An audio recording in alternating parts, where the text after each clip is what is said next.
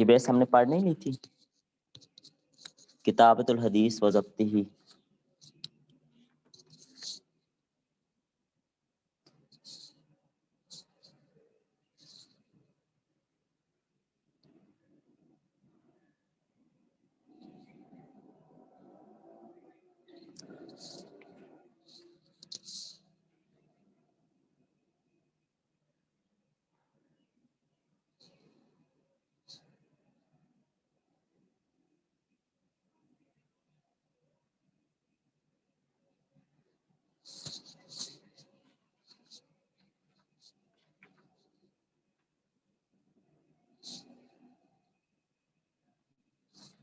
جو پیج آپ نے کھولا ہے یہ ہم نے پڑھ لیا ہے.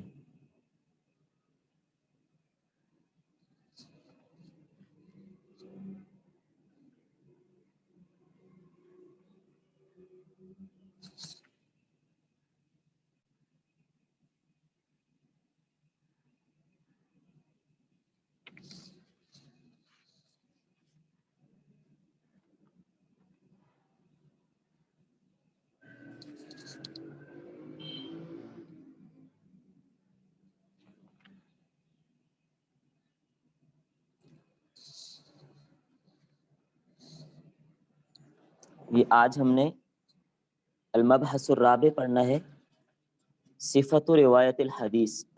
روایت حدیث کی صفات یہاں سے پڑھیں گے شاید.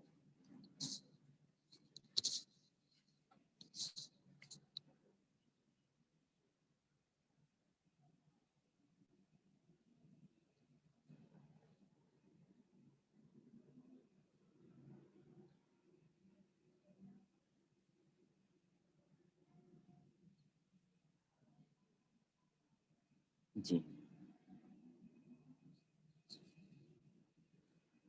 بسم اللہ الرحمن الرحیم. المراد بہذا التسمیہ، اس نام سے مراد کیا ہے؟ المراد بہذا العنوان، اس عنوان سے مراد بیان الکیفیت، اس کیفیت کو بیان کرنا ہے، التی یروى بها الحدیث، جس کے ساتھ حدیث کو نقل کیا جاتا ہے، والآداب، اور ان آداب کو بیان کرنا ہے، التی ینبغی تحلی بها، جس کے ذریعے سے اس کو مزین کیا جاتا ہے، وما یتعلق بذالک، اور دیگر جو اس سے متعلق ہیں. وقد تقدم شیء فی ذالک فی المباحث السابقہ، کچھ باتیں پہلی مباحث میں گزر چکی ہیں. وإلیک ما بقیہ، اور جو باقی ہیں وہ آپ کے لیے پیش خدمت ہیں. هل تجوز روایت الراوی من کتابہ اذا لم يحفظ ما فیہ، هل تجوز روایت الراوی، کیا راوی کے لیے روایت کرنا جائز ہے، من کتابہ، اپنی اس کتاب سے، اذا لم يحفظ ما فیہ، کہ وہ کتاب تو اس نے لکھی ہے لیکن اس کتاب میں جو لکھا ہوا ہے اس کو یاد نہیں ہے. راوی کو وہ حدیث یاد نہیں ہے لیکن کتاب میں لکھی ہوئی ہیں، تو کیا ان روایات کو اس کے لیے بیان کرنا جائز ہے یا نہیں ہے؟ ھذا امر اختلف فیہ العلماء، یہ ایک ایسا معاملہ ہے جس میں علماء نے اختلاف کیا ہے. فمنہم من شدد، بعض ان میں وہ ہیں کہ جنہوں نے اس میں سختی کی ہے اور فافرط، افراط کیا ہے. ومنہم من تساہل، اور بعض ان میں وہ ہیں کہ جنہوں نے اس میں بالکل ہی سہل پسندی کی ہے. ومنہم من اعتدل فتوسط، بعض وہ ہیں کہ جنہوں نے اس میں اعتدال سے کام لیا ہے. فاما المتشددون، بہرحال جنہوں نے سختی کی ہے، فقالوا لا حجت الا فیما رواہ الراوی، وہ کہتے ہیں کہ یہ حدیث دلیل نہیں بن سکتی، حجت پکڑنا اس سے جائز نہیں ہے، الا فیما رواہ الراوی من حفظہ، مگر وہی روایات دلیل بن سکتی ہیں جنہیں راوی نے یاد رکھا ہو. روی ذلک عن مالک و ابی حنیفہ و ابی بکر الصیدلانی الشافعی رحمہم اللہ. تو یہ مسلک ہے اس اعتبار سے امام مالک، امام ابو حنیفہ اور امام ابو بکر صیدلانی کا. وہ کہتے ہیں کہ جو روایات یاد نہیں ہیں ویسی اس نے لکھی ہیں تو ان سے دلیل پکڑنا جائز نہیں۔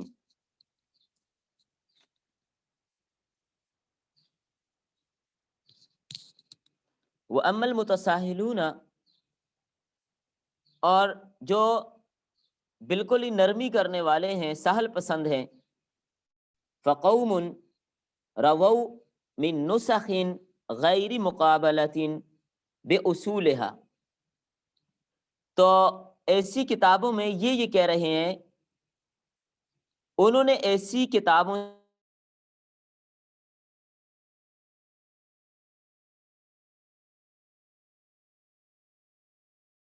کہ جن کا اصل کے ساتھ غیر مقابلۃ باصولها، اصل کتاب کے ساتھ اس کا موازنہ نہیں کیا گیا۔ منہم ابن لہیعہ،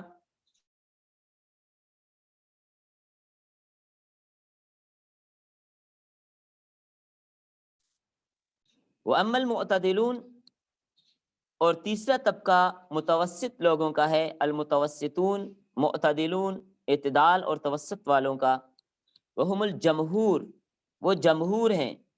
فقالوا اذا قام الراوی، وہ کہتے ہیں کہ راوی جب قائم کر لے، اہتمام کر لے اس بات کا، فی تحملی والمقابلتی، تحمل اور مقابلے کا، بما تقدم من الشروط، یعنی سابقہ شروط کے ساتھ، جازت الروایت من الکتاب، تو ایسی کتب سے اس کے لیے روایت کرنا جائز ہے۔ وَإِنْ غَابَ عَنْهُ الْكِتاب، اگرچہ کتاب اس کے پاس نہ ہو، اگرچہ کتاب اس کے پاس نہ ہو، غائب ہو گئی ہو، اذا كان الغالب على الظن، جبکہ اس کا غالب یقین یہ ہے کہ سلامتہ فی التغییر والتبدیل، کہ یہ کتاب تبدیل ہونے سے اور اس میں رد و بدل ہونے سے معمون ہے، اس میں کوئی گڑبڑ نہیں ہوئی۔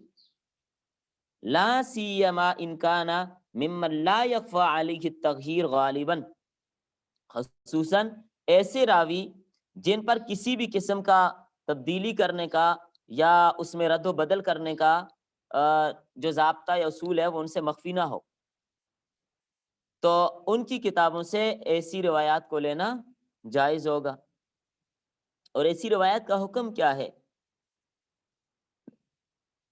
تین باتیں ذکر کی ہیں، تین مذاہب ذکر کیے ہیں، کہ ایک طبقہ یہ کہتا ہے کہ بالکل قبول نہیں کی جائے گی، دوسرا کہتا ہے آنکھیں بند کر کے قبول کر لیں، اور تیسرا طبقہ تھوڑا سا اس کو مشروط کرتا ہے۔ حکم روایت الضریر الذی لا یحفظ ما سمعہ، جو آدمی اندھا ہے، جو آدمی اندھا ہے، اس کی روایات کا کیا حکم ہے؟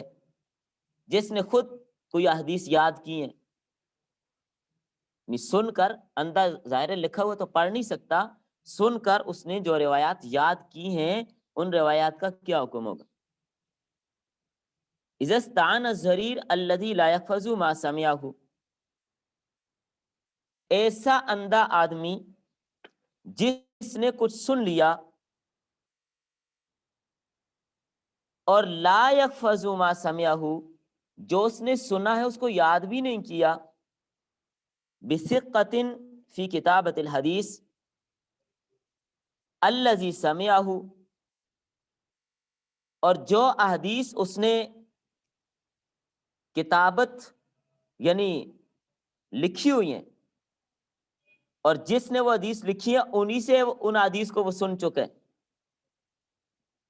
اور وہ ضبط ہی، اور اس کو اس نے یاد بھی رکھا ہے، اور اس کو سکہ سے اس نے ضبط کیا ہے، والمحافظۃ علی الکتاب، اور وہ لکھنے میں احتیاط کرنے والا بھی ہے جس سے اس نے ان روایات کو ضبط کیا ہے، اور اسی لکھنے والے سے اس نے ان روایات کو لیا بھی ہے جس سے اس نے سنی ہے۔ وَاحْتَاطَ عِنْدَ الْقِرَاءَةِ عَلَيْهِ بِحَيْثُ يَغْلِبُ عَلَى ظَنِّهِ سَلَامَتُهُ مِنَ التَّغْيِيرِ، اور قرات کے وقت، حدیث کی قرات کے وقت وہ محتاط بھی رہتا ہے، اور اس میں غالب گمان اس کا یہ ہے کہ یہ سلامت ہے، اس میں کوئی تبدیلی یا کوئی اس میں گڑبڑ نہیں ہوئی، تو صحت روایتہ عند الاکثر، اکثر کے نزدیک اس سے روایت کا لینا صحیح ہے۔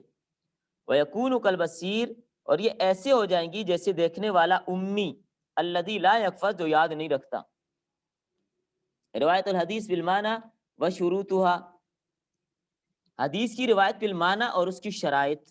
روایت بالمعنی یعنی حدیث کے الفاظ ذکر نہ کرنا، صرف روایت بالمعنی کے ساتھ روایات کرنا یعنی اس کا مفہوم بیان کر دینا، یہ جائز ہے یا جائز نہیں ہے. اختلف السلف فی روایت الحدیث بالمعنی، حدیث بالمعنی کو روایت کرنے میں اسلاف امت نے اختلاف کیا ہے. فمنہم من منعها ومنہم من جوزها، بعض اس کو جائز کہتے ہیں، بعض منع کرتے ہیں، ممنوع قرار دیتے ہیں. فمنعها طائفة من اصحاب الحدیث والفقہ والاصول، تو اصحاب حدیث، اصحاب فقہ اور اصول کا ایک گروہ اس سے منع کرتے ہیں. منہم ابن سیرین و ابو بکر الرازی، جیسے حضرت امام ابن سیرین اور امام ابو بکر رازی ہیں. دوسرا وَأَجَازَهَا جمہور السلفی، جمہور سلف نے اس کو جائز قرار دیا ہے، والخلفی اور متاخرین نے بھی، من المحدثین و اصحاب الفقہ والاصول، منہم الائمۃ الاربع، اور ائمہ اربع بھی ان میں سے ہیں. لیکن اذا قطع الراوی باداء المعنی، لیکن شرط یہ ہوگی، شرط اس میں یہ ہوگی کہ راوی اس معنی کی قطعیت بھی بیان کرے. ثم ان من اجاز الروایت بالمعنی اشترط لها شروطا، پھر جو جائز قرار دیتے ہیں انہوں نے اس روایت بالمعنی کے لیے کچھ شرطیں بھی رکھی ہیں. ان یکون الراوی عالما بالفاظ ومقاصدها، ان یکون الراوی عالما بالالفاظ، کہ راوی ان الفاظ کو جاننے والا ہو اور اس کے مقاصد کو بھی جاننے والا ہو. ان یکون خبیرا بما یخیل معانیہا، اس بات سے بھی وہ خبردار ہو، بما یخیل معانیہا، کہ جو باتیں معانی کو ادھر ادھر پھیر دیتی ہیں، ان عوارض سے بھی وہ اچھی طرح واقف اور خبردار ہو. ھذا کلہ من غیر المصنفات، یہ ساری بحث اس صورت میں ہے جب مصنفات یعنی کتب موجود نہ ہو. اما الکتب المصنفہ فلا یجوز روایت شیء منها بالمعنی، جب کتب تصنیف ہو گئی ہیں احادیث میں تو اب روایت بالمعنی جائز نہیں. اب تو کتب تصنیف ہو چکی ہیں. وتغییر الالفاظ التی فیہا، اور ان الفاظ کو تبدیل کرنا، ان الفاظ کو تبدیل کرنا، وَإِن كَانَ بِمَعْنَاهَا، اگرچہ اس کے ہم معنی ہی کیوں نہ ہو، یہ بھی جائز نہیں ہوگا. دیکھیں ایک جگہ پر ایک لفظ ہے تو اس لفظ کی جگہ دوسرا لفظ لکھنا، اگرچہ اس کا بھی معنی وہی ہے، اگرچہ اس کا بھی معنی وہی ہے، لیکن اس کی اجازت بھی نہیں ہوگی. لأن جواز روایت بالمعنی کان للضرورت، کیونکہ روایت بالمعنی کا جواز صرف ضرورت کے وقت تھا. اذا غابت عن الراوی کلمۃ من الکلمات، یہ اس صورت میں تھا کہ جب روایت بالمعنی کی ضرورت تھی، اور جہاں پر کسی جگہ پر راوی اگر کسی کلمے کو غائب کر دیتا ہے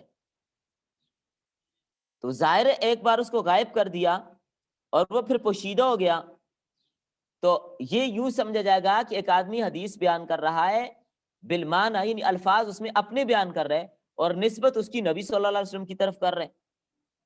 مفہوم کے طور پر اس انداز سے بات کرنے کی تو گنجائش ہوتی ہے، لیکن اس کو مکمل حدیث نہیں کہہ سکتے جس میں اپنے الفاظ کے اندر کوئی بات کی گئی ہو. اگرچہ مفہوم اس کا وہی ہوگا لیکن اس کو حدیث نہیں کہہ سکتے.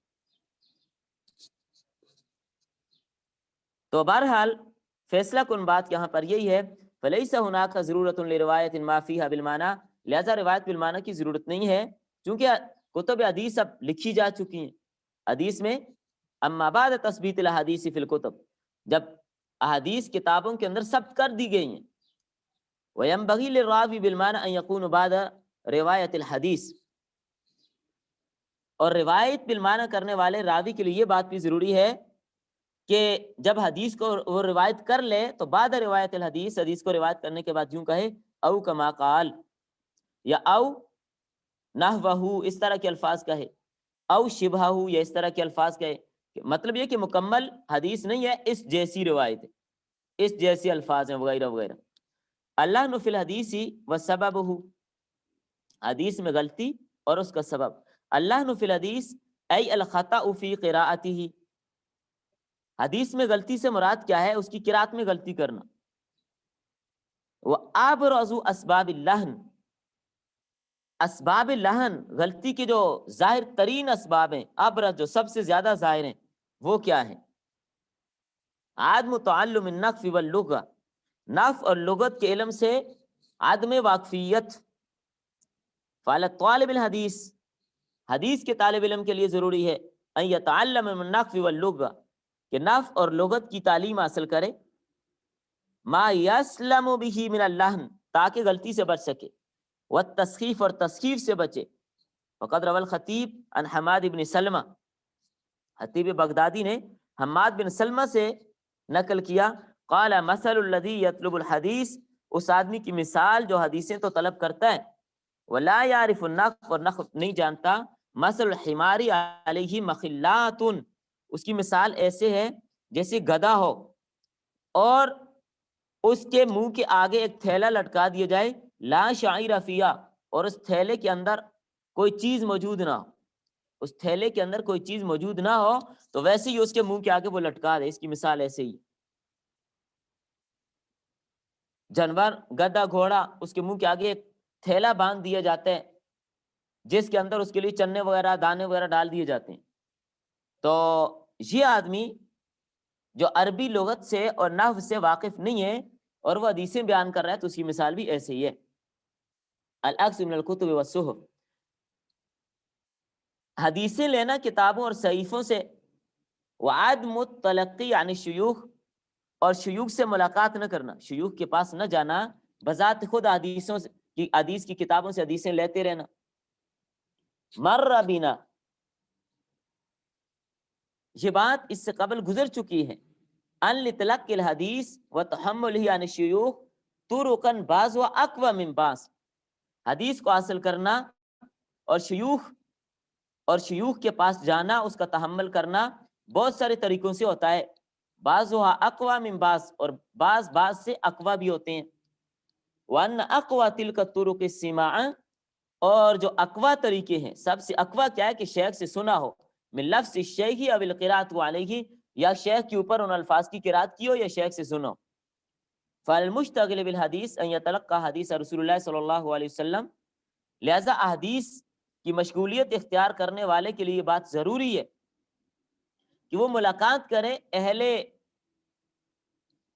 اہل معرفت کے ساتھ جو احادیثیں جانتے ہیں، من افواہ اہل المعرفہ والتحقیق حتی یسلم من التصحیف، اور اس میں مکمل گہرائی میں جائے تاکہ تسخیف اور خطا سے بچ جائے. ولا یلیق بطالب الحدیث، مناسب نہیں ہے طالب حدیث کے لیے یامد الی الکتب والصحف، کہ صرف اعتماد کر لے کتابوں اور صحیفوں پر اور شیخ سے نہ ملے. ویاخذ منها ویروی عنها، شیخ سے نہیں ملتا، کتابوں سے حدیثیں لیتے اور ان کو روایت بھی کرتے. ویجعلها شیوخہ، اور کتابوں کو ہی اپنا شیخ بنا لیا اس نے. فإنه تکثر اخطاءه وتسخیفاته، تو اس میں وہ کیا کرتے ہیں، اس سے بہت زیادہ خطائیں اور تسخیف سرزد ہو جاتی ہے. لذا قال العلماء قدیما، اس لیے علماء قدیم یہ کہتے ہیں، لا تأخذ القرآن من مسقفی والحدیث من سقفی، کہ جو آدمی قرآن ہی کو اپنا استاد بناتا ہے، یعنی استاد سے نہیں پڑھتا، اور جو حدیث کی کتاب کو ہی اپنا استاد بناتا ہے، شیخ سے نہیں پڑھتا، تو اس سے حدیث نہ لی جائے. غریب الحدیث،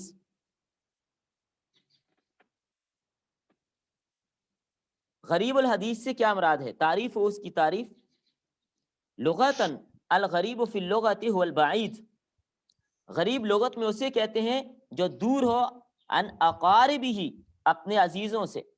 والمراد به هنا الالفاظ، یہاں پر مراد وہ الفاظ ہیں، التی خفی معناها، جس کا معنی مراد نہ ہو، معلوم نہ ہو اس کا معنی. قال صاحب القاموس غروبہ کا کرومہ، صاحب قاموس کہتے ہیں غروبہ کرومہ کے وزن پر ہے، غموزہ خفیہ وغیرہ. اصطلاحاً ہوا ما وقع فی متن الحدیث، اصطلاح میں کہا جاتا ہے غریب اس حدیث کو، ما وقع فی متن الحدیث، کہ حدیث کے متن میں من لفظۃ غامضۃ، کوئی پشیدہ کوئی دقیق لفظ، بعیدۃ من الفہم، جو فہم سے دور ہو، اس کو سمجھنا مشکل ہو، وہ درج کر دیا ہو.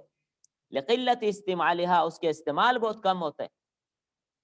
ایسا لفظ حدیث کے متن میں ذکر کر دیا جائے کہ جو پوشیدہ ہے، گہرائی والا لفظ ہے، اور اس کا استعمال عموماً کم ہوتا ہے. اہمیتہ و صعوبتہ، اہمیت اور دشواری. ہوا فن مہم جدا، یہ انتہائی اہم ترین فن ہے. یقبہ جہلہ باہل الحدیث، اس سے ناواقف رہنا بری بات ہے محدثین کے نزدیک.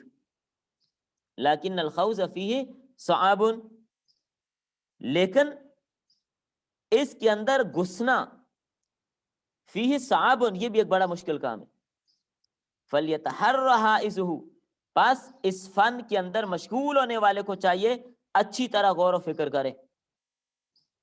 ولیتق اللہ ان یقدم علی تفسیر کلام نبیہ صلی اللہ علیہ وسلم بمجرد الظنون، اس کو چاہیے اللہ تعالیٰ سے ڈرے کہ اللہ کے نبی کے کلام میں جو اس کی تفسیر کرنے کی کوشش یہ کر رہے ہیں، تو اس اقدام میں جو اپنے ظن اور اپنے گمان سے اللہ کے نبی کی کلام کی تفسیر کرنا چاہتا اور اپنی مرضی سے فٹ کرنا چاہتے، اس معاملے سے اس کو اللہ سے ڈرنا چاہیے. بمجرد الظنون، محض اپنی اٹکل سے. وکان السلف یتثبتون فیہ اشد تثبت، ہمارے اسلاف نے اس حوالے سے اس بحث میں نہایت رسوخ سے اور ثبوت سے کام لیا ہے.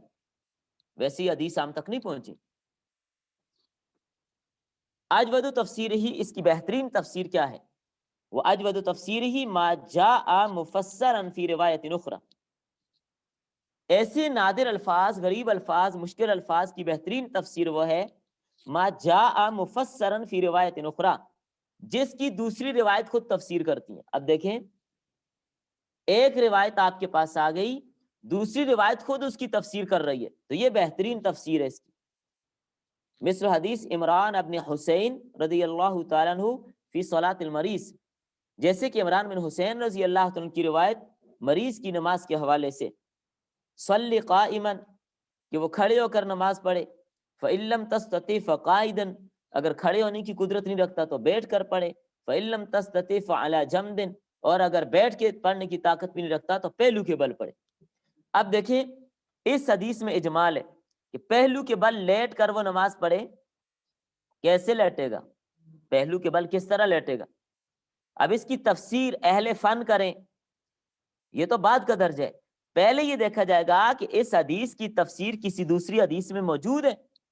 اگر کسی دوسری حدیث کے اندر اس کی تفسیر موجود ہے، پھر ہمیں اہل فن کی طرف جانے کی ضرورت نہیں، مجتہدین کی بات لینے کی ضرورت نہیں، کیونکہ دوسری حدیث خود اس کی تفسیر کر رہی ہے.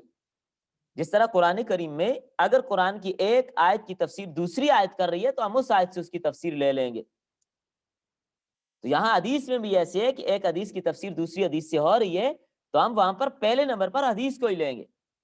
وقد فسر قوله علی جنب، اور یہ جو علی جنب، یہ جو قول ہے کہ پہلو کے بل پڑے، اس کی تفسیر دوسری حدیث میں موجود ہے. حدیث علی رضی اللہ تعالیٰ عنہ ولفظہ علی جنبہ الایمن، اس کے اندر یہ بات موجود ہے کہ دائیں پہلو پر لیٹے مستقبل القبلۃ بوجہی، کہ چہرے کا رخ قبلے کی طرف ہو جائے. دیکھیں اب دوسری حدیث نے اس کی تفسیر کر دی کہ لیٹنا کون سے پہلو پر ہے؟ دائیں پہلو پر لیٹنا اور رخ قبلے کی طرف کرنا ہے. اشهر المصنفات فیہ، اس حوالے سے مشہور تصنیفات: غریب الحدیث لابی عبید القاسم بن سلام، ابو عبید قاسم بن سلام کی کتاب غریب الحدیث ہے، مشہور تصنیف اس حوالے سے. اور النہایہ فی غریب الحدیث والآثر لابن اسیر، ابن اسیر کی یہ کتاب بھی مشہور اور معروف ہے. وہ اجود کتب الغریب، اور کتب غریب میں یہ سب سے بہترین کتاب ہے. الدر النثیر للسیوطی وہ تلخیص کا نہایہ، تو یہ نہایہ کی تلخیص ہے. الفائق للزمخشری، امام زمخشری کی مشہور کتاب فائق ہے. الفصل الثانی آداب الروایتی، روایت کے آداب کرنے، روایت کو بیان کرنے کے آداب کیا ہیں. المبحث الاول آداب المحدث، اس میں پہلی بحث محدث کے آداب. المبحث الثانی آداب طالب الحدیث، حدیث کے طالب علم کے آداب کیا ہیں؟ تو المبحث الاول آداب المحدث، محدث کے آداب، مقدمہ، اس کے ابتدائی باتیں، مقدمہ، بما ان الاشتغال بالحدیث من افضل القربات اللہ تعالی و اشرف الصناعات، نبی صلی اللہ علیہ وسلم کی حدیث میں مشغول ہونا اللہ تعالیٰ کے قرب ہونے کا ایک افضل القربات، قرب افضل ترین ذریعہ ہے، وہ اشرف الصناعات، اور جتنے بھی کاموں میں مشغول ہوتے ہیں ان میں ایک یہ اشرف اور بہترین فن ہے۔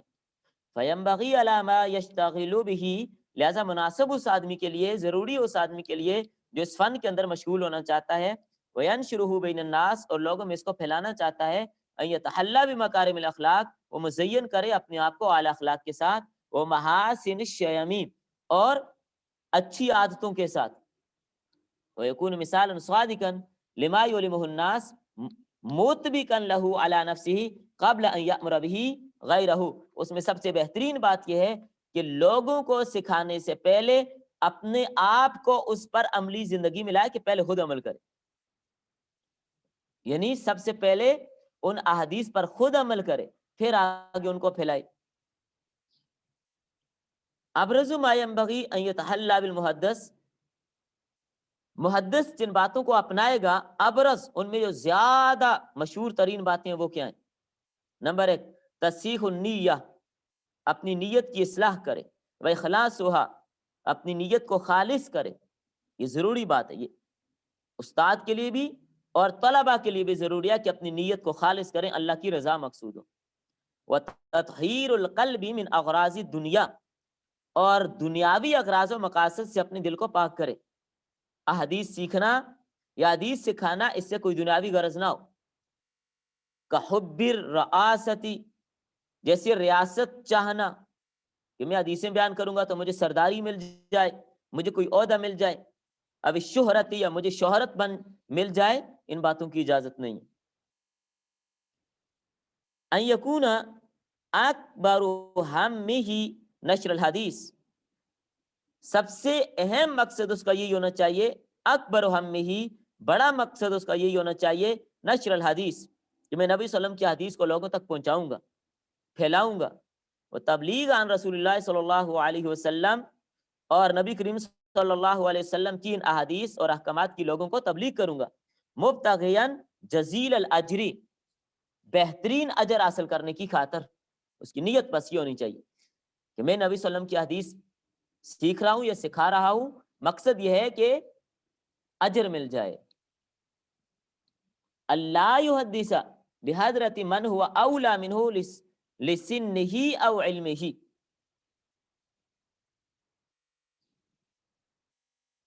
یہ ایک اہم بات ہے۔ عموماً اس میں ایک غلط فہمی ہو جاتی ہے، لوگ یہ سمجھتے ہیں کہ فلاں تو چھوٹا ہے تو میں اس سے کیسی حدیث پڑھوں، لیکن یاد رکھیں اللہ نے اگر اس کو علم دیا ہے تو اس حوالے سے پریشان ہونے کی ضرورت نہیں ہے۔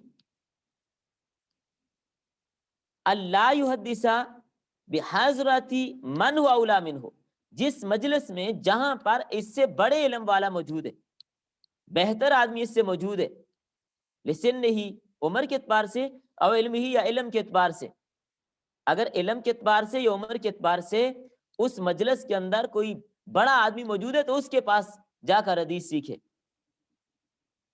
اور خود وہاں پر حدیث بیان نہ کرے۔ اللہ یحدث، جس مجلس میں بڑی عمر والا، بشرطے کہ زیادہ علم والا ہو، صرف عمر زیادہ ہو اور علم کم ہو تو پھر یہاں پر کوئی عرض کی بات نہیں ہے کہ حدیث بیان کرے، لیکن عمر بھی زیادہ ہے، علم بھی زیادہ ہے، پھر اس کو چاہیے کہ اس کو آگے کرے کہ یہاں پر آپ درس دیں، آپ بات کریں۔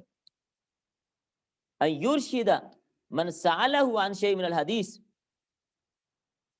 جو آدمی کسی حدیث کے متعلق اس سے رہنمائی لینا چاہتا ہے، سوال پوچھتا ہے اور وہ اس حدیث کو جانتا ہے تو اس کی رہنمائی کرے، وہو یعلم انہ موجود عند غیرہ، اور یہ بات جانتا ہے کہ وہ چیز اس کے علاوہ کے پاس بھی موجود ہے، الی ذلک الغیر، تو اس کے علاوہ کی طرف سے بھی اس کی رہنمائی کر دے، یعنی ایک حدیث اس کو پتہ ہے، اس کے علاوہ دیگر حدیث بھی اس حوالے سے جانتا ہے تو اس کی رہنمائی کر دے تاکہ مزید اس کے پاس بھی مواد جمع ہو جائے۔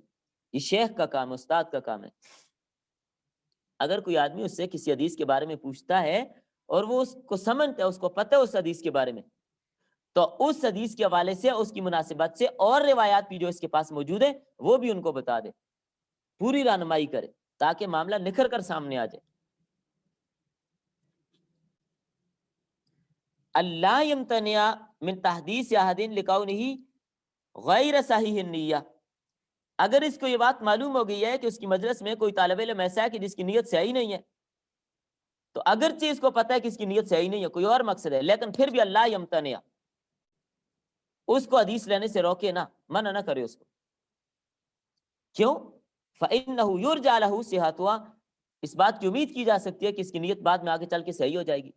تو بعض اساتذہ جو بعض طلبہ کو اپنے درس سے اٹھا لیتے ہیں، اٹھا دیتے ہیں کہ اس کی نیت ٹھیک نہیں، فلاں فلاں فلاں، یہ مناسب نہیں ہے۔ کیوں ہو سکتا ہے یہ ابھی سیکھ لے گا، پڑھ لے گا تو آگے چل کے ٹھیک ہو جائے گا۔ وَأَن يَعْقِدَ مَجْلِسًا لِإِمْلَاءِ الْحَدِيثِ وَتَعْلِيمِهِ إِذَا كَانَ أَهْلًا لِذَلِكَ،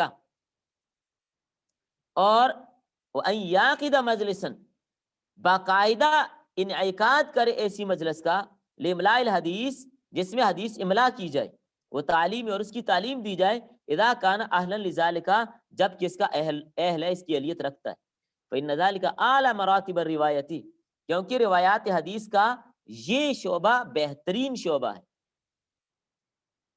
روایت کے لیے بہت سارے ضابطے ہیں، لیکن یہ ضابطہ بہترین ضابطہ ہے کہ روایات کو سنائے بھی اور ان کو املا بھی کروائے۔ ما یستحب فعلہ اذا اراد حضور مجلس الاملاء، جب مجلس املا میں حاضر ہو تو اس میں کیا کرنا چاہیے، مستحب اعمال کیا ہیں؟ جب استاد حدیث پڑھا رہا ہے یا حدیث لکھوا رہا ہے تو مستحب آداب کیا حدیث لکھوانے اور پڑھانے کے؟ ان یتطہر، وضو کرے، ویتطیب، خوشبو لگائے، ویسرح لحیتہ، اور اپنی داڑھی کو آراستہ نہیں چمکائے، تیل لگائے، یہ مقصد ہے۔ حدیث کی مجلس میں جانے سے پہلے وضو کرے، صاف ستھرا لباس پہنے، خوشبو لگائے، تیل لگائے۔ امام مالک رحمۃ اللہ علیہ کے بارے میں آتا ہے کہ ان کی خادمہ تھی، اگر کوئی آتا دروازے پہ دستک دیتا، خادمہ جا کے پوچھتی، وہ بتاتا کہ میں مسئلہ پوچھنے آیا ہوں، فقہ کا مسئلہ پوچھنا ہے، تو امام مالک رحمہ اللہ جا کر اس کو بتا دیتے۔ اور اگر کوئی ایسا آدمی ہوتا، خادمہ آ کے بتاتی کہ حضرت وہ کہہ رہا ہے کہ میں نے حدیث پوچھنی ہے، جی ہاں ایک حدیث پوچھنی ہے، تو امام مالک رحمہ اللہ فرماتے کہ ان سے کہو انتظار کریں۔ مسجد میں بٹھایا جاتا اس کو، پھر امام مالک رحمہ اللہ کے لیے ایک بہترین مسند بنی ہوئی تھی، بہترین کرسی اور مسند بنی ہوئی تھی جس پہ بیٹھ کے حدیث بیان کرتے تھے۔ یہ حدیث کا ادب اور احترام ہے۔ تو امام مالک رحمہ اللہ جا کر غسل فرماتے، نیا لباس پہنتے، جبہ پہنتے، دستار پہنتے، خوشبو لگاتے، تیل لگاتے، پھر آ کے اس مسند پہ بڑے آرام تسلی کے ساتھ تشریف فرما ہوتے، پھر حدیث بیان کرتے۔ یہ حدیث کی قدر، کیا اہتمام تھا۔ امام بخاری رحمہ اللہ نے پوری بخاری ہر حدیث غسل کر کے لکھی ہے۔ غسل کرنے کے بعد 2 رکعت صلاۃ استخارہ پڑھ کے پھر حدیث لکھتے تھے۔ اتنے اہتمام ویسے ہی نہیں کیا، ویسے ہی اللہ نے اتنا اعلی درجے پہ ان کو فائز نہیں کر دیا، ویسے ہی آج دنیا بخاری بخاری نہیں کر رہی۔ آج عرب بھی عجم کے محتاج ہیں۔ حدیث پہ محنت عربیوں نے نہیں کی، یاد رکھیں اجمیوں نے کی ہے۔ یہ سیاہ ستہ کے سارے مصنفین کون ہیں؟ کون ہیں ان میں عربی؟ سب اجمی ہیں، سب اجمی ہیں۔ تو یہ اجمیوں کی محنت ہے۔ آج کے زمانے میں تو آج کے جو عرب ہیں آج کے، یہ تو اکثر عیاش پرست ہو گئے ہیں، دین کی خدمت چھوڑ دی انہوں نے۔ یہ سارے اجمیوں کی مرہون منت ہیں، چاہے بخاری پیش کریں یا مسلم پیش کریں، یہ سب یہاں کے تھے، عجم کے تھے۔ یہ روس کے علاقے کے، اسی علاقے میں سارے حضرات کے تریمز اور یہ نیشا پور اور بخارا، یہ سب ادھر ہی ہے، سمرقند۔ تو امام مالک کتنا ادب اور احترام کرتے تھے حدیث کا، آپ اندازہ لگا لیں کہ ہر حدیث کا کتنا اہتمام ہے۔ حضرت عبداللہ بن مبارک رحمۃ اللہ علیہ فرماتے ہیں، ایک موقع پر میں حضرت امام مالک رحمہ اللہ کی مجلس میں حاضر تھا، حدیثیں چل رہی تھیں، تو کہتے میں امام مالک رحمہ اللہ کے چہرے کی طرف دیکھ رہا تھا، ان کا چہرہ متغیر ہو رہا تھا، اتنا متغیر چہرہ، زرد ہو رہا تھا، لیکن حدیث نہیں چھوڑ رہے تھے، پڑھا رہے تھے. بار بار ان کا چہرہ متغیر ہوتا، تھوڑی دیر گزرتی پھر چہرہ متغیر ہوتا، تھوڑی دیر گزرتی پھر چہرہ متغیر ہوتا. جب سبق سے فارغ ہوئے انہوں نے کہا کہ میری قمیص اٹھا کر دیکھیے میری کمر پر کیا ہے. جب قمیص اٹھا کر دیکھی تو 16 یا 17 جگہ پر بچھو نے ڈنگ مارے ہوئے تھے. تو ان سے کہا حضرت آپ نے پہلے کیوں نہیں بتا دیا؟ فرمانے لگے اللہ کے نبی کی حدیث بیان کر رہا تھا، میں نے یہ بات مناسب نہ سمجھی کہ میں حدیث کو درمیان میں چھوڑ دوں. خدا کی قسم اصل لوگ تو یہی تھے جنہوں نے اتنی محنت کی ہے اور یہ سارا کچھ ہم تک پہنچے، ورنہ آج ہمارے پاس کچھ بھی نہ ہوتا. ایک جگہ پر بچھو ڈنگ لگاتا ہے تو کیا حالت ہوتی.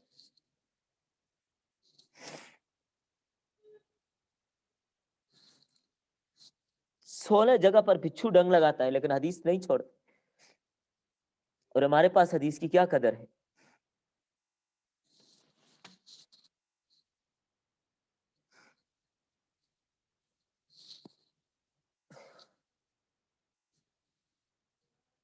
کسی نے حضرت امام مالک رحمہ اللہ سے پوچھا، کسی حدیث کے بارے میں پوچھا، یہ کوئی بڑا سرکاری عہدیدار آدمی تھا.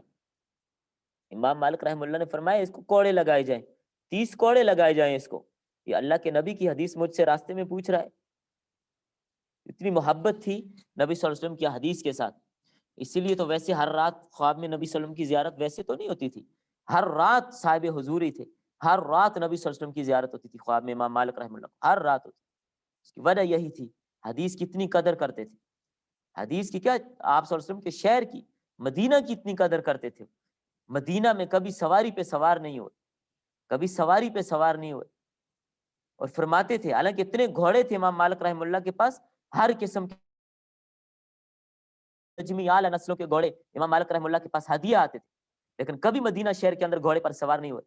کسی نے ان سے پوچھا بھی تو حضرت نے فرمایا کہ اس شہر میں میرے نبی کے پاؤں لگے ہیں، میں یہاں پر کیسے گھوڑوں کے پاؤں کے نیچے شہر کروں دوں.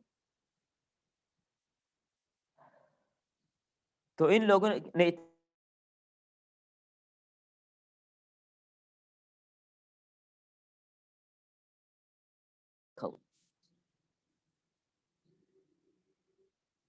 اتنی محنتیں ہیں ان لوگوں کی، خدمات ہیں ان لوگوں کی، اللہ تعالیٰ ان کو جزائے خیر عطا فرمائے.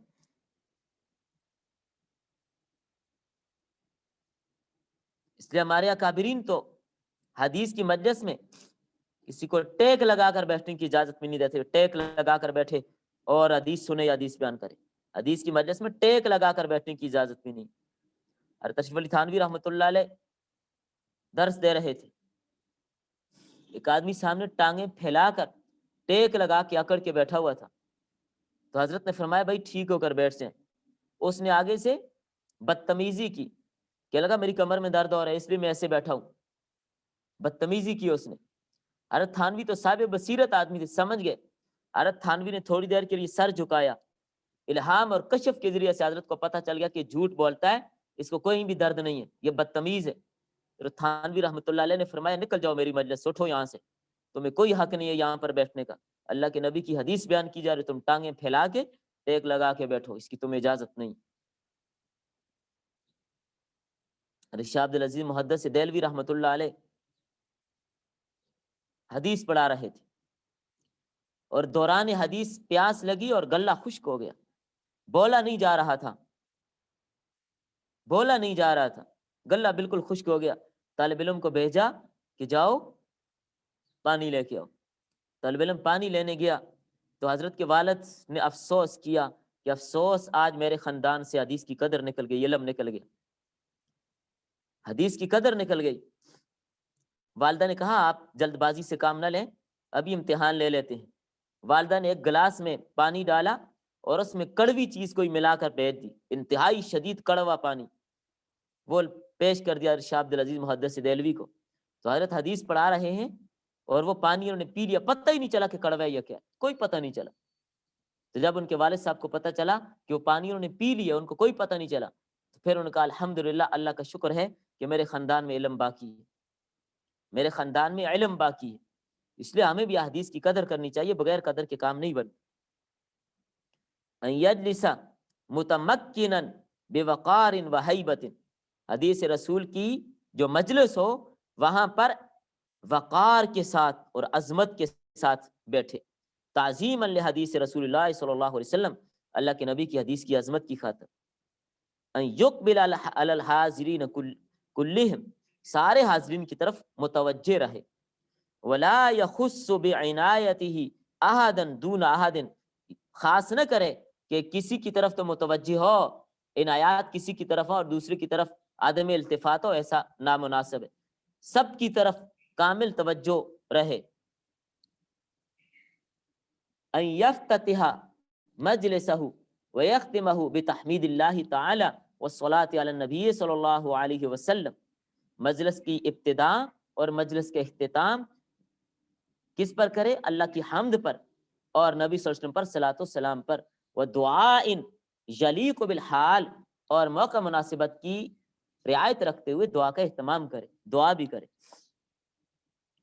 ان یتجنب ما لا تحتملہ عقول الحاضرین او ما لا یفہمونہ من الحدیث، ایسی بات بیان کرنے سے گریز کرے ما لا تحتملہ عقول الحاضرین، حاضرین کی عقل وہاں تک نہ پہنچتی ہو، او ما لا یفہمونہ من الحدیث، یا وہ حدیث کا معنی نہ سمجھ سکیں، ایسے الفاظ بیان نہ کرے۔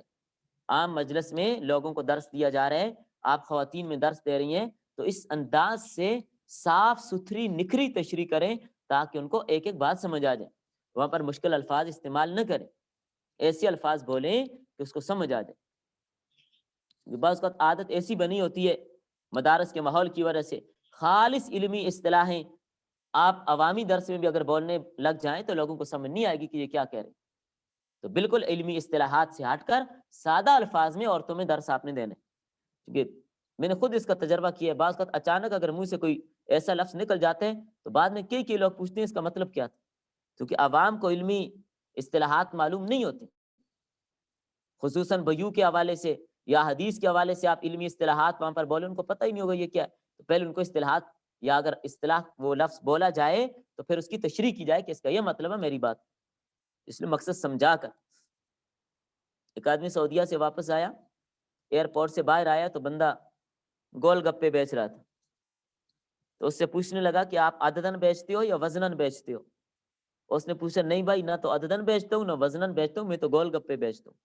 تو ایسا نہ ہو کہ آپ ایسے الفاظ بولیں کہ اگلے کو سمجھ ہی نہ آئے، تو مقصد اس کا تو عددن بیچتے ہیں، گن کے بیچتے ہیں یا وزن کر کے بیچ رہے ہیں؟ ان کا نہ عددن بیچتا ہوں نہ وزنن بیچتا ہوں، میں گول گپے بیچتا ہوں۔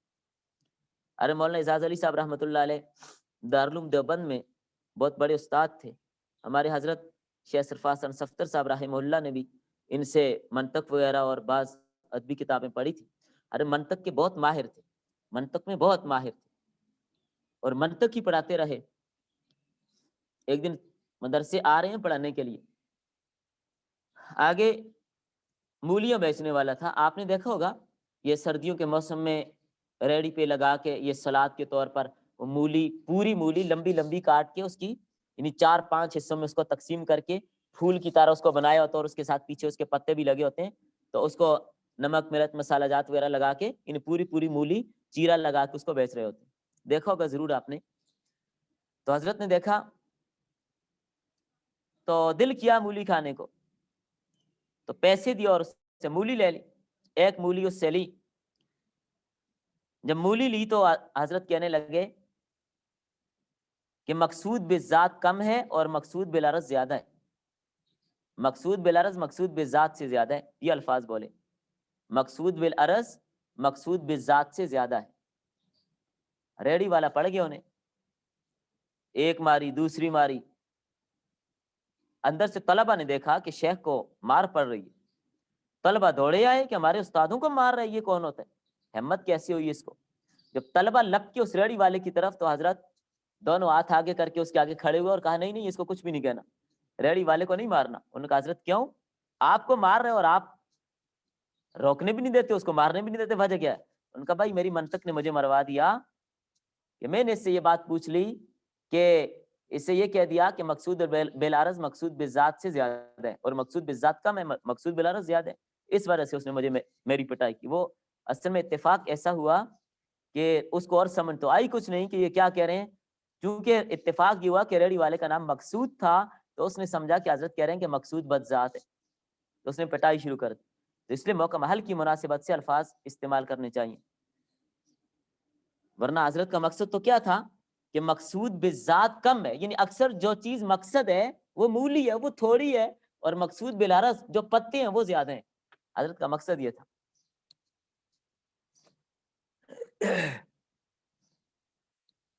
یختم الاملاء بحکایات و نوادر، حدیث لکھوانے میں جو حکایات ہیں یا نوادرات ہیں ان پر ختم کریں.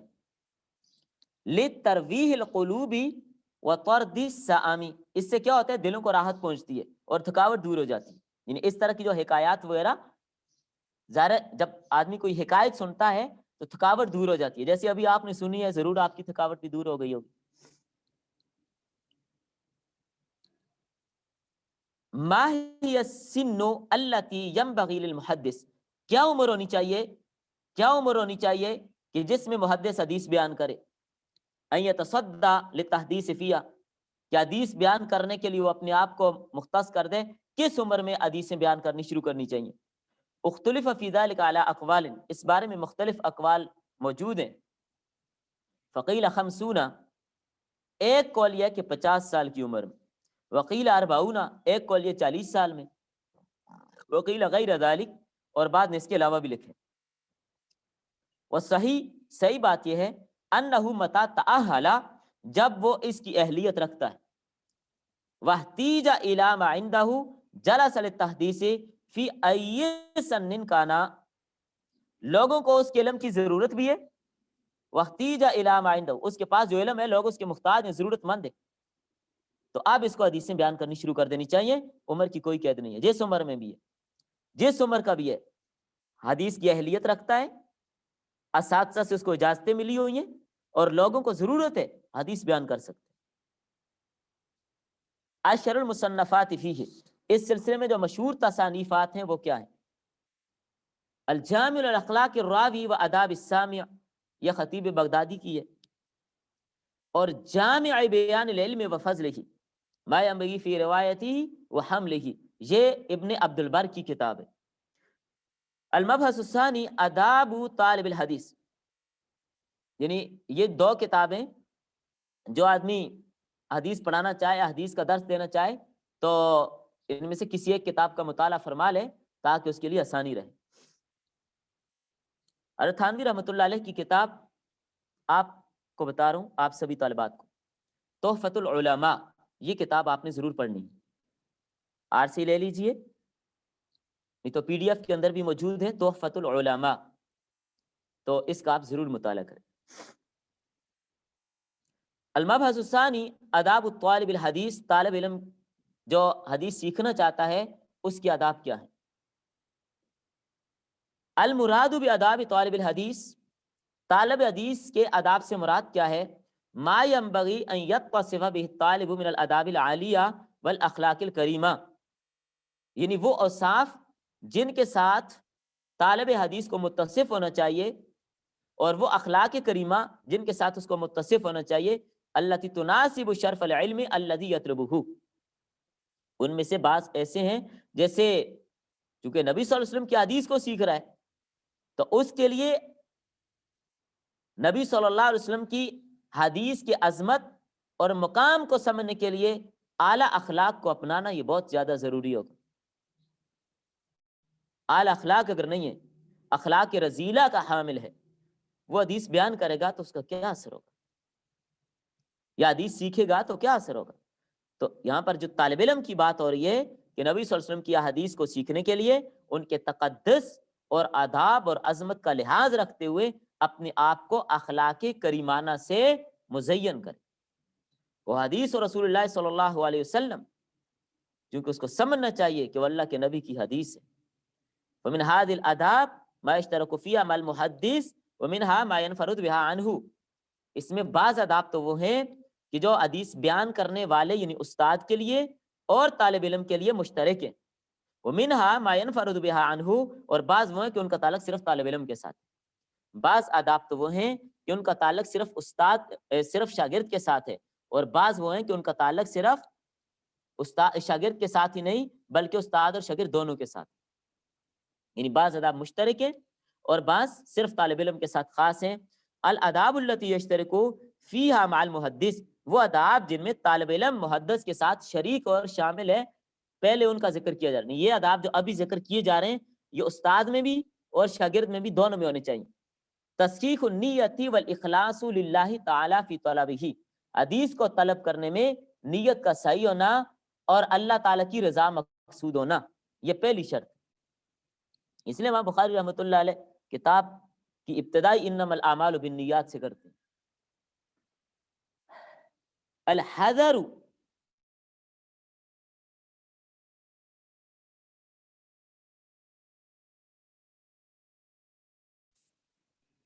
اور اس بات سے بچنا کہ حدیث بیان کرنے سے کوئی دنیاوی اغراض اس کو مقصود ہو، ایسی بات سے بچنا۔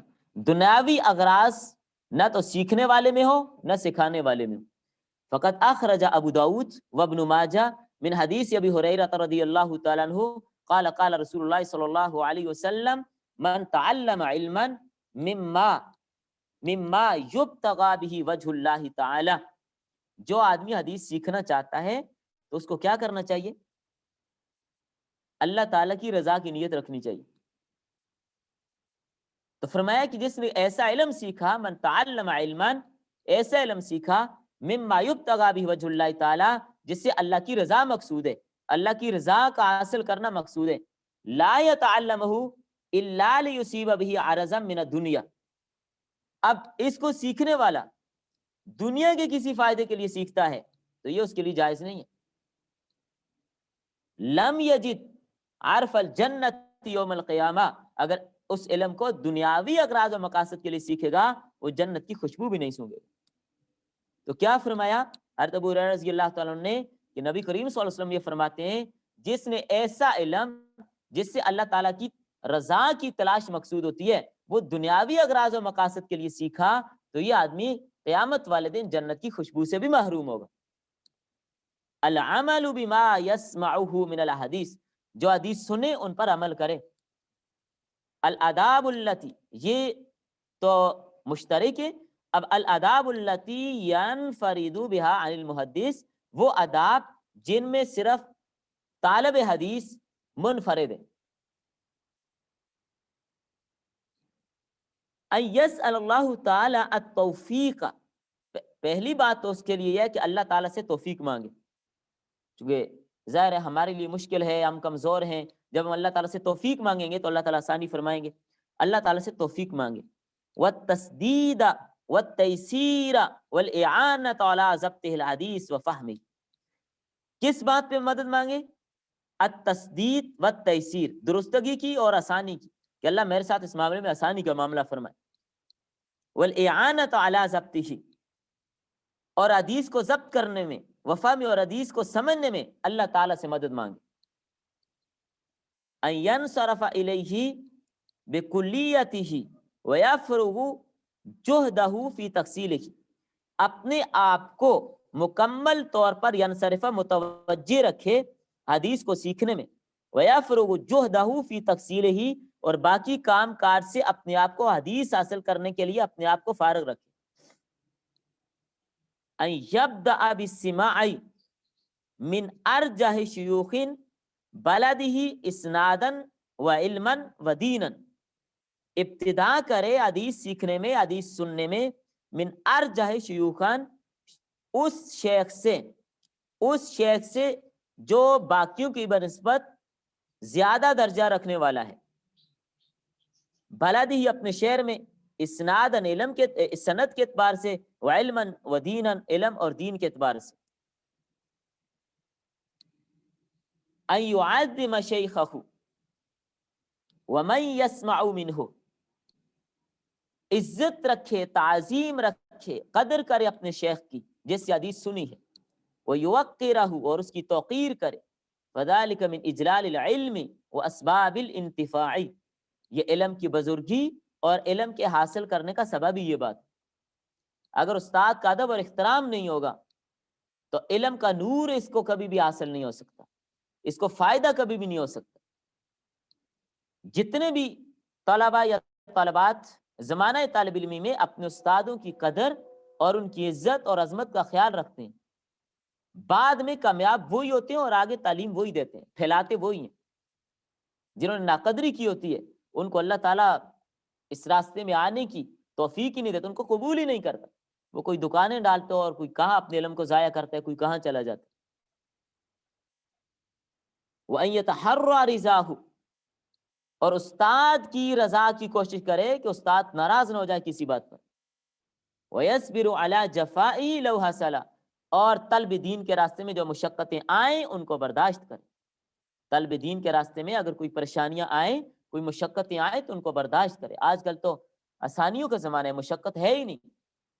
ہم اپنے اسلاف کو دیکھیں کتنی محنتیں کی ہیں، کتنی مشقتیں برداشت کی ہیں حدیث سیکھنے میں۔ شاہ عبد القادر رائے پوری رحمۃ اللہ علیہ جب دارالعلوم پہنچے تو علم حاصل کرنے کے لیے، تو وہاں پر جب پہنچے تو ناظم صاحب نے کہا جی کہ ہم جتنے طلباء کو داخلہ دیتے ہیں اتنی تعداد پوری ہو گئی ہے، ہم آپ کو داخلہ نہیں دے سکتے۔ کہ لگے بہت دور سے آیا ہوں، کوئی ترتیب بنا لیں۔ تو انہوں نے فرمایا بھائی مسئلہ یہ ہے کہ یہاں پر غربت ہے اور ہم اتنے ہی طالب علم رکھتے ہیں کہ جتنے بستی میں لوگ رہتے ہیں اور ہر آدمی ایک ایک طالب علم کو اپنے گھر سے کھانا دے دیتے، اب زیادہ کی گنجائش نہیں، کوئی اور ہے نہیں طالب علم کو کھانا دینے والا، تو ہم آپ کو کیسے رکھیں؟ کہ لگے اچھا آپ مجھے سبق پڑھنے کی اجازت دے دیں، اگر کھانے کے انتظام میں خود کر لوں تو؟ کہ لگے ہاں پھر ہمیں کوئی اعتراض نہیں، اگر آپ کھانے کے انتظام خود کر سکتے ہیں تو آپ رہیں پڑھیں۔ استاد نے رکھ لیا ان کو، پڑھنا شروع کر دیا۔ باقی طالب علم کھانا کھانے کسی نہ کسی کے ساتھ جاتے ہیں، کھا کے آ جاتے ہیں۔ رات کا وقت ہوتا ہے، روزانہ رات کو جب سارے لوگ سو جاتے پہلے مطالعہ کرتے رہتے، جب لوگ سو جاتے اس وقت باہر نکلتے تو سبزی کی 2-4 دکانیں تھیں، پھلوں کی دکانیں تھیں، ان دکانوں کے آگے سبزیوں کے پتے، پھلوں کے چھلکے، آم کا چھلکا ہے یا تربوزے خربوزے کا چھلکا ہے، سیب کا چھلکا ہے، یہ چھلکے وغیرہ پڑے ہوتے تو ان چھلکوں کو جمع کر کے لاتے اور مدرسے میں آ کے بیٹھتے، نلکے کے نیچے ان کو اچھی طرح دھوتے، رات کو انہیں کھا کر سو جاتے۔ پورا 1 سال پھلوں کے چھلکے کھا کر گزارا کیے، سبزیوں کے چھلکے کھا کے گزارا کیے، ایسی مشقتیں برداشت کی ہیں۔ ان یرشد زملاءہ و اخوانہ فی الطلب الی ما ظفر به من فوائد، ان یرشد رہنمائی کرے، زملاءہ اپنے دوستوں کی، و اخوانہ اپنے بھائیوں کی، فی الطلب جو اس کے ساتھ حدیث حاصل کرنے میں، علم طلب کرنے میں اس کے ساتھ ہیں، تو ان کی مدد کرے، الی ما ظفر به من فوائد، جو فوائد اس کو حاصل ہیں وہ فوائد دوسروں کو بھی بتائے، جو علم اس کی سمجھ میں آ گیا دوسروں کو بھی بتائے، جو استاد کی بات دوسرے ساتھیوں کو سمجھ نہیں آئی ان کو بھی سمجھا دے، ولا یکتمها عنہم، ان سے بات کو نہ چھپائے، فإن کتمان الفوائد العلمیہ علی الطلبۃ لؤوم، علمی فوائد کو باقی طلباء سے چھپانا یہ نعوست ہے، یقع فیہ جہلۃ الطلبۃ الوضعاء، جس سے کمزور طالب علم جس سے ناواقف رہ جاتے ہیں، لہذا ان کی مدد کرے، بات کو نہ چھپائے، پوری بات ان کو سمجھا دے۔ یہ نیت نہ رکھے کہ اگر میں نے ان کو بات سمجھا دی ان کے نمبر زیادہ آ جائیں گے اور مجھ سے آگے نکل جائیں گے، نہیں، یہ تو اللہ تعالیٰ کی توفیق سے ہی ہوتا ہے، لہذا جو بات سمجھائے دوسروں کو بھی سمجھائے۔ لأن الغایۃ من طلب العلم نشر، کیونکہ علم حاصل کرنے کا اصل مقصد ہی اس کو پھیلانا ہے، چھپانا نہیں ہے۔ وَأَلَّا يَمْنَعُ الْحَيَاءُ أَوِ الْكِبْرُ مِنَ السَّعْيِ فِي السِّمَاعِ وَالتَّقْصِيلِ، علم حاصل کرنے میں چاہے وہ سماع کی صورت میں ہو یا جیسے بھی ہو، حیا محسوس نہ کرے، شرم محسوس نہ کرے،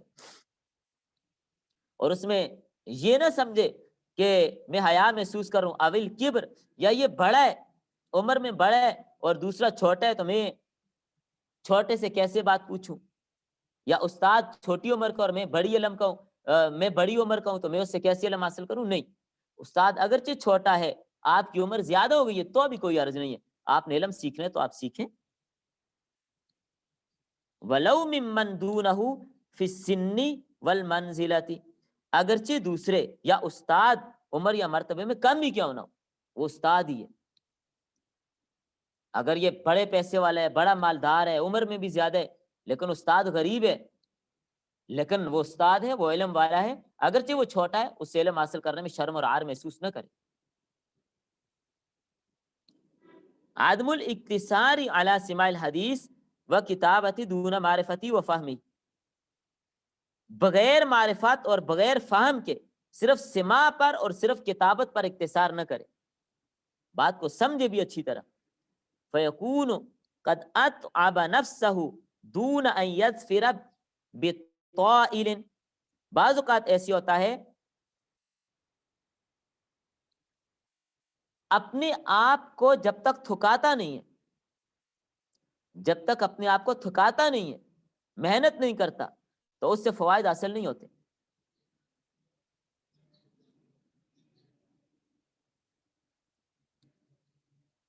اور دوسری بات اس میں آپ اس انداز سے بھی اس کو سمجھیے کہ جب بات کو سمجھا نہیں ہے، جب یہ بات کو سمجھا نہیں ہے، فَيَكُونُ قَدْ أَتْعَبَ نَفْسَهُ، پھر اس نے اپنے نفس کو ماز تھکایا ہی ہے. دیکھیں بات اس کی سمجھ میں نہیں آئی، حدیث سن بھی لی ہے، حدیث لکھ بھی لی ہے، لیکن سمجھ میں بات نہیں آئی. یہ ویسے ہی اپنے آپ کو تھکانا ہے، اپنا وقت بھی لگایا، اپنے آپ کو تھکایا بھی لکھنے میں، سمجھ پھر بھی نہیں آ رہی، تو اس کا کیا فائدہ ہوا اس کو؟ لہذا سمجھ کر پڑھے، اپنا وقت ضائع نہ کرے. یظفر بطائل، اتنا لمبا وقت بھی لگایا اس نے، اپنے آپ کو تھکایا بھی، اتعبا تھکایا بھی، اور سمجھ بھی نہیں آئی، تو فائدہ کیا ہوا؟ اس لیے بات کو سمجھنے کی کوشش کرے. ان یقدم فی السماع والضبط والتفہیم، سماع، ضبط اور تفہیم میں مقدم رکھے کس چیز کو؟ صحیحین، صحیحین کی حدیث کو. ثم السنن، پھر سنن جیسے ابو داؤد اور ترمذی ہے، نسائی ہے. ثم السنن الکبری للبہیقی. ثم ما تمس الحاجت، تو پھر جو آدمی حاجت محسوس کرتا ہے، الیہ من المسانید، مسانید کی طرف، والجوامع، جوامع کی طرف. ان کی تعریفیں آپ پڑھ چکی ہیں، جیسے مسند احمد ہے، موطا مالک ہے. ومن کتب العلل، اور اس کے بعد کتب علل ہیں، علل الدار قطنی. ومن الاسماء التاریخ الکبیر، یا للبخاری، امام بخاری کی. والجرح والتعدیل لابن ابی حاتم کی. ومن ضبط الاسماء، کتاب ابن معقولہ کی. اب دیکھیں یہ باتیں جب پڑھ لے گا ترتیب کے ساتھ، بخاری، مسلم، پھر سنن، یہ باتیں سمجھ لیں. مدرسے سے فارغ ہو گیا، اب اس کے پاس موقع ہے. جب فارغ ہو گیا، اب جہاں پر حوالہ ڈھونڈنا ہے، تخریج کرنی ہے، اس فن پہ اس نے محنت کرنی ہے، کام کرنا ہے، پھر یہ جو نیچے دیگر کتب ہیں ان کو بھی تلاش کرے، ان کے اندر بھی وہ یعنی اعلیٰ درجے پہ پہنچے، آگے بڑھنے کی کوشش کرے. انسان کو ساری زندگی طالب علم رہنا چاہیے. یہ نہیں ہے کہ بس آپ نے 6 سال پڑھ لیا جی بس ہمارا دورانیہ ختم. نہیں، یہ 6 سال جو آپ نے پڑھا، یہ تو اپنے اندر ایک استعداد پیدا کی بات کو سمجھنے کی. اب آگے آپ نے ساری زندگی مطالعہ کرتے رہنا. یہ تو چند کتابوں کی لذت آپ کو چکھا دی جاتی ہے تاکہ ان کتابوں کو سمجھ کر آپ کے اندر دوسری کتابوں کو سمجھنے کا ملکہ اور مہارت پیدا ہو جائے. بس یہ مقصد ہوتا ہے، اور کوئی مقصد نہیں ہوتا. اور پھر اس کے بعد النہایہ ہے ابن اسیر کی، اس کی طرف بھی رجوع کیا جا سکتا ہے، لیکن یہ بڑے ماہرین حضرات ہی یہ کام کرتے ہیں. ہم چھوٹے یہاں تک کدھر پہنچ سکتے ہیں.